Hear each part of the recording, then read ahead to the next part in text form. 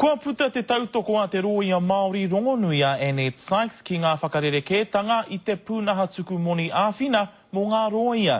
E ai ki te pūrongo rā me arotake ngā roia, ka whakawhiwhia ki e nei moni ia toru tau.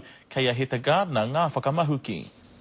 Kua takoto te mānuka ki mua i ngā roia o Aotearoa. The new competency assurance program where lawyers will be subject to interview by a selection committee which will assess their competence and experience. Koe nei te rerekētanga matua o te āwhina āmoni.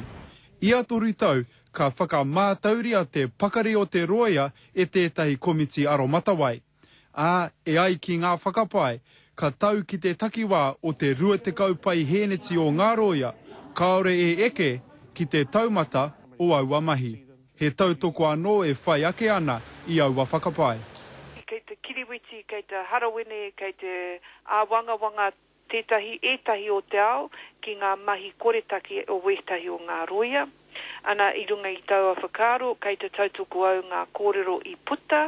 We're very supportive of that. I puta te ripuata o Margaret Baisley i te rātau, ko te pūtake nui i ara mai tana ripuata, ko te koretake o wētahi roia ki te whakatinana i te ture, hei āwhina i te hunga kei mua i te kōti.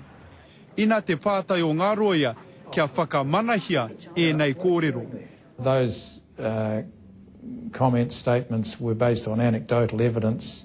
Ko tāku nei pātai ki te wahine rongonui nei a Margaret Baisley, kei he tā rātou nei e kia nei statistics ki te tautoko i ana a te titiro. I te tau kua pahure, neke atu te kotahi rau miriona tāra o te pūtea āwhina āmoni i tau ki roto i ngā pūkoro o ngā roia.